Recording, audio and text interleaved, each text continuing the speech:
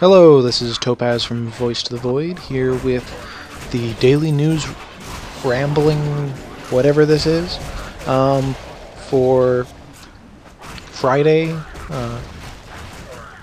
the 28th of September.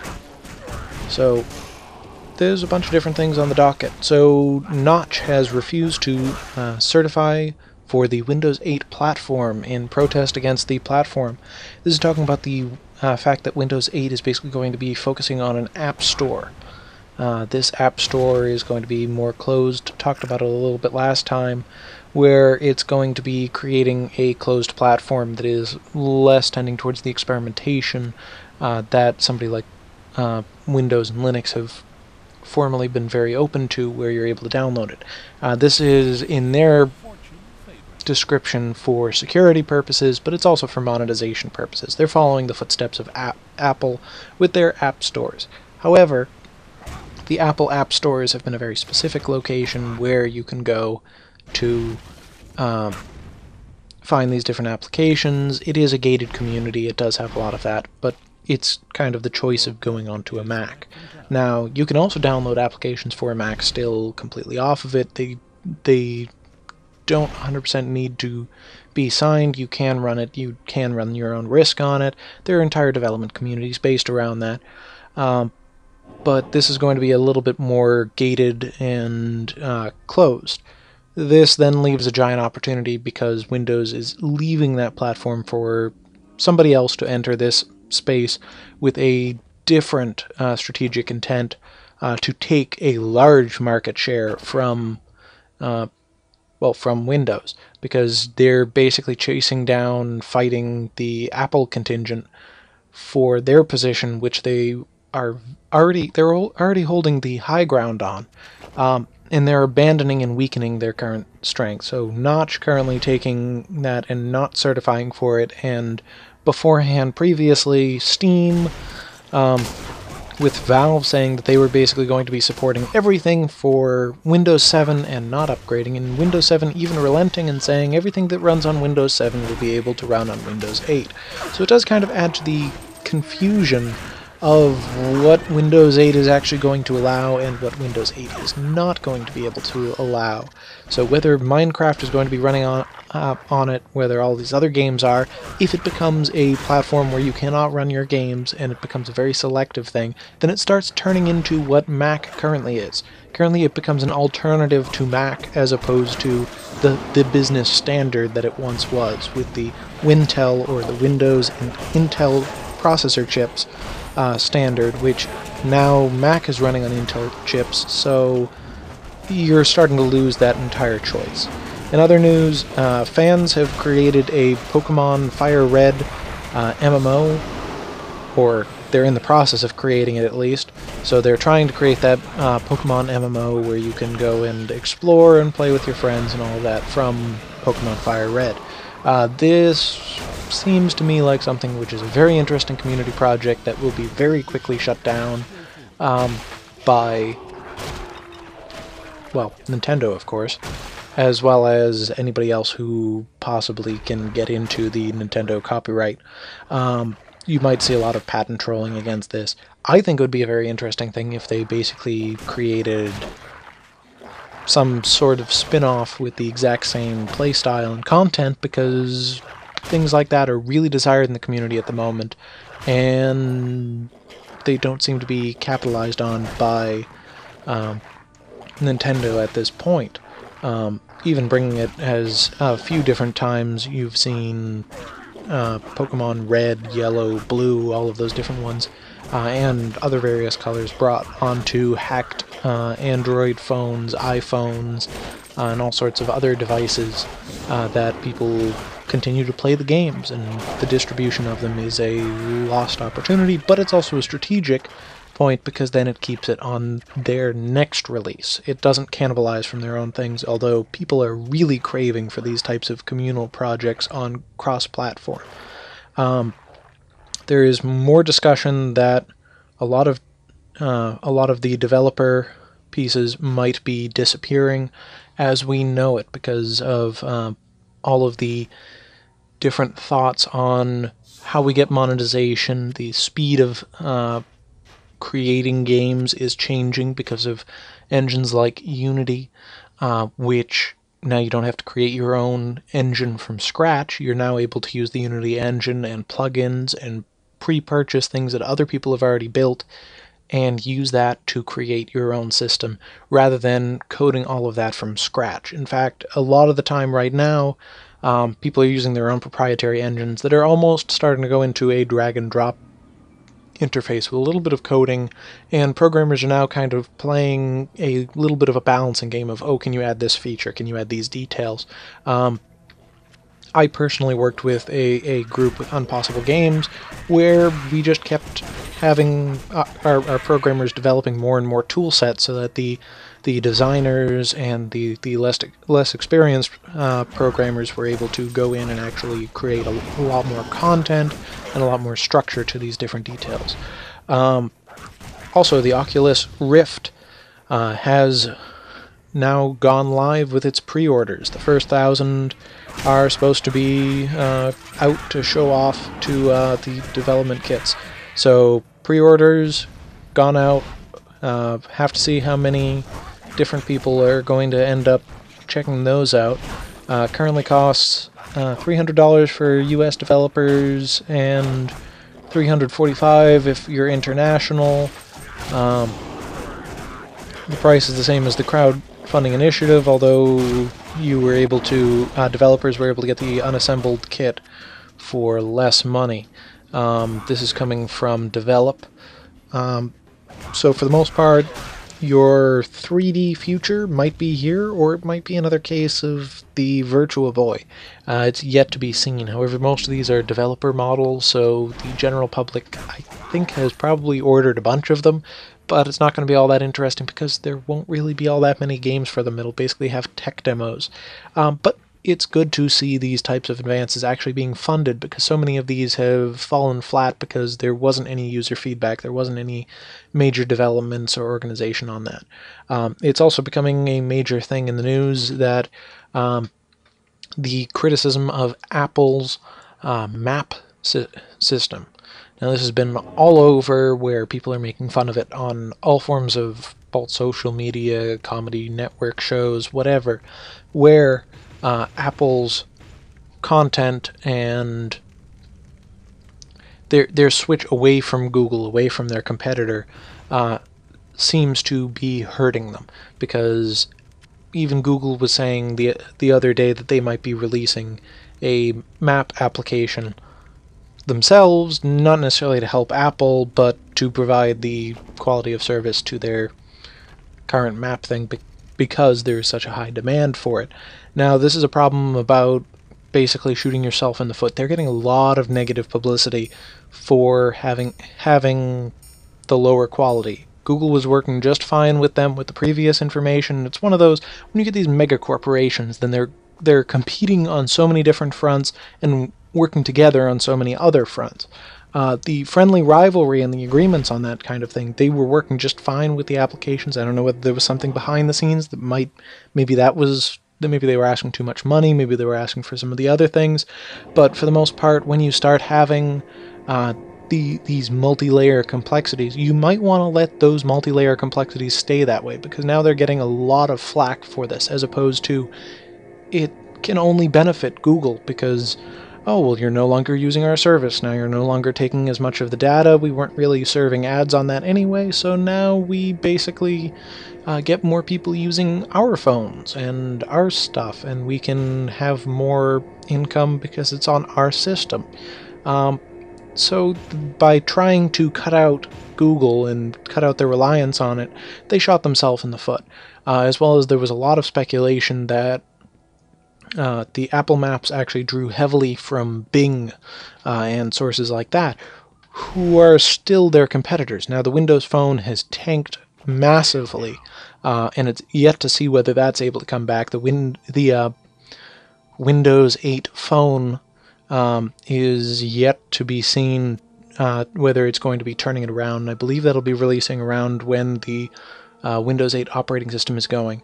The end of, unfortunately, City of Heroes came to pass. So there's a lot of, well, it's going to basically be, well, it's been confirmed. It's going to be upcoming with a bunch of events running through October, November, and it's going to be shut down on November 30th at 12 a.m. Pacific time. Now, there's been a lot of talk about people pulling a Galaxy, or Star Wars Galaxies, which is another game that went and died, but has a lot of players who have rejuvenated and recoded significant portions of the game so that people can actually play on private servers and keep it alive. No new characters are being created at this time on the City of Heroes, but it has a lot of interesting content. It is a relatively older game, but they developed a community. I'm surprised that people are letting communities like this just die. I would think changing it, saying, okay, well, we're going to keep the servers up, maybe we're going to change some of the content, maybe we're going to do some other stuff, changing to extra freemium stuff. I'm not exactly sure why places that actually have active communities have to actually be shut down. Consolidating servers, changing the setup, making it where the uptimes are different. Things like that. Maybe that can actually change it. Maybe that will save the community. Small communities can still be extremely profitable. Will they be as profitable as they once were? No. But you also don't have to keep investing in them, because it is a community that currently exists. You should have, by this point, polished the product. You should have got everything organized, and now you can reduce the team that is working on that product, move them to other ones. But shutting it down altogether seems a little bit of a strange idea to me. I mean, if you have too many people on it, if you feel that the expectations are going to be only hurting you in a negative light, then shut it down. But in this kind of case where you actually have active, interesting communities, and there's a lot of people who build, they have a level generation editor to City of Heroes and City of Villains there, where you're able to create your own levels and people can play through it and rate them and all of that type of stuff. Why not let that live? Maybe you let that aspect live, and maybe you just say, okay, the regular game's not getting any updates, but we'll hold little competitions inside the game for whoever gets the best of that, and have some freemium content. Just extra hats, whatever. And I mean, you're not really going to be progressing stuff, and eventually it will time out and die on its own. You just have to basically keep progressing the servers. I'm not sure how the power cost is not less than having to shut down the entire thing. Now, if you want to have a we're going to stop updating party, go for it. Have these types of things, and then basically and then everything was stuck in static. Bugs will not be fixed, all of that type of stuff. But it's still a community. I'm not exactly sure. I'm always for profiting after building up the community and getting all of those different details. That's the hard part. Once you have that community, you can profit from them relatively easily. So gifts have now arrived with Facebook with the next e-commerce side. So you can choose mail and pay as allthingsd.com is talking about, for physical gifts. So you can actually send stuff to other people. This is probably in the line of stuff that, well, Apple has been doing it for a while now, where you can actually send cards from your iPhone. Here you can actually send real gifts. You can send socks, you can send teddy bears, apparently, food, drinks, whatever else that you want to send people. This is a very interesting idea, because now you can send and keep in contact and all of that type of stuff, send birthday gifts, all of that from Facebook. This allows them for an actual marketing opportunity, because now you can basically, at least, I currently am running on a exchange with Amazon for one of my websites, Flatcap Jack, that you go, you purchase a hat from the website, and I get commission off of it. They're basically going to be doing the same to a much larger extent because they are a mega giant. My website, not as much. So when you're actually looking at those types of products, it can be a rather profitable way. Now, how they're going to incorporate this into the regular use of the people on Facebook, whether it's going to become something that's going to be popping up as an advertisement on it, or whether it's going to be something that's going to be more of a, oh, well, it's an option. You can send them a poke, or you can send them a message, or you can send them a teddy bear. We're yet to kind of see. I think they're in a very big transition period because they just realized that with their dealings with Zynga and with their games on Facebook, they're needing an alternate revenue stream. They're currently not all that strong with that, and the reason I include this with the rest of the game information is the fact that it starts weakening the aspect of developing for Facebook and systems like that. It strengthens the community that's still there, but suddenly you start having all of these different aspects that are now contesting for your space and for your time on Facebook. So now you not only have to contest with games, but now you have to contest with teddy bears and board games and cupcakes, and it's very hard to get a game that can contest with the immediate satisfaction of a cupcake. I've played a lot of games that can easily do that, but it's very hard to get to that point. You need a lot of polish to beat out those cupcakes. And one of the biggest pieces of news, which I've saved for last, is the fact that VentureBeat is reporting that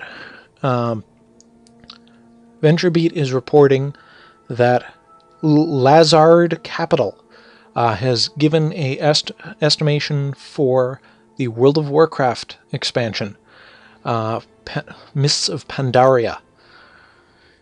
And it's not good news. It's somewhere around 600,000 to 700,000 retail copies since launch. Unfortunately, this means that it's well short of its goal. World of Warcraft was claiming to investors that the constant individuals who were playing the game was right around 1.3 million or so still playing the game. When it was at its height, there was 2, maybe almost 3 million people who were actually playing it. That's a lot of people playing the game at once. Lots of money coming in from their $15 a month subscription. This might start tending them towards the freemium. All of the freemium MMOs around it have been poaching a lot of the different details. Star Wars, Guild Wars, all of these other ones who are taking that aspect end up making this seem like a very silly transaction, as well as the Mists of Pandaria getting mixed reviews from a lot of individuals. It promised more than it actually delivered, and the fact that World of Warcraft Cataclysm sold over 3 million copies, and now they've only gotten 600,000 to 700,000 copies of this new expansion sold. Yes, it's only been a little while into it, but that basically suggests that their active player base has probably shrunk to below 1 million people. And the fact that it's a third the size that it once was basically suggests that it's not really going to be going in the direction that it should be. As well as a lot of people have pointed out, the additions to the game in this expansion, such as the pet battling system, take away from the original idea of the game. It makes it a much more casual, much more basic game, but you're not able to, or a much more intricate game in some ways, not necessarily a basic game, but you're taking away from the overall experience that you had once built. Building up your regular character and all of those different details, exploring the world, finding the quest, finding the story, trying to figure out what was going on, having your epic fights against the dragons, and now you're fighting a small little Space Marine type character against another Space Marine type character, or against a Zergling that somebody else has as a pet, and facing off with each other and basically playing a small game of Pokemon in an MMO format, talking about that, like we had before, is no longer the same game. It's not supporting that same epic feel, the epic feel of the MMOs that something like Guild Wars has now gone through and polished to a different extent. There are also a lot of individuals suggesting that this grinding, this RPG as a whole, might end up actually somehow decaying as people experiment with games more like Borderlands or that in this MMO multiplayer space. Now, where we're going to be seeing that, where we're going to be seeing the innovation next, is going to be a very interesting thing, because MMORPGs have been really about storytelling to the individual, then made multiplayer. Kind of a forced multiplayer. Oh, okay, you all have your individual stories that are all very strangely alike, and now you work it in together. So how can they break away from that single player experience that has to be simplified so that they can be playing off of each other in a group format, and that they all have their own special roles, but independently they also are functioning? Is it going to be getting rid of more of the questing side and doing some of the different ones, like I believe there's a game, I might be wrong, Foundry? Or Forge. No, it's Forge. Forge is a game that basically takes the PvP elements from World of Warcraft or any of those games and shines them, so you no longer have to worry about the grind and the long quests to do your player versus player combat. This is taking away the boring grind, but it's also where people like World of Warcraft Blizzard there have been making their money. They've been making it on the time rather than the actual investment into the game. Now, these games are going to be playing more like League of Legends in a lot of ways, where you're going to have the fast matchups with other individuals, the groups of individuals who are constantly playing together and building up to a competitive level. But you're also going to have to look at the other side of it's going to be freemium, basically. You're going to have the base game that will give you most of the stuff, but then you're going to get all of the skins, the unlocks, those different details, depending on the amount that you actually invest into it beyond that point. Now, with Forge, there might be different things where it'll be, okay, well, you buy the base game and then you get everything, but a lot of these different games are just going to be well, pay for what you want. It'll be a buffet. Take what you want, and at the checkout counter, you get what you go. Come back for seconds, and then pay again. Those types of details are really helpful in this MMO, where you're spending hours and hours, or you're just spending a little bit of time. Because right now, to start up on World of Warcraft, for the most part, you're going to have to sink in a pretty hefty investment. That barrier to entry is going to be a massive problem for gaining any new momentum in this space unless you go free to play. So it seems like World of Warcraft, even though it's promising that it's not going to be going free to play, will be headed in that direction. I mean, last time they were giving away copies of Diablo for people who sign up for an entire year, and they were giving away copies of Cataclysm to people who hadn't gotten Cataclysm yet, and they're still struggling. So the switch to some other system, it doesn't necessarily have to be the free-to-play system, but some other system where it makes more sense for people to actually enter the space for the first time, needs to happen if this company is going to stay afloat. So this has been Topaz with Voice to the Void, currently doing my news ramble for the day. If you have any questions, comments, you don't think that any of my stuff is factual, or you dislike any of my opinions, leave stuff in the comments below.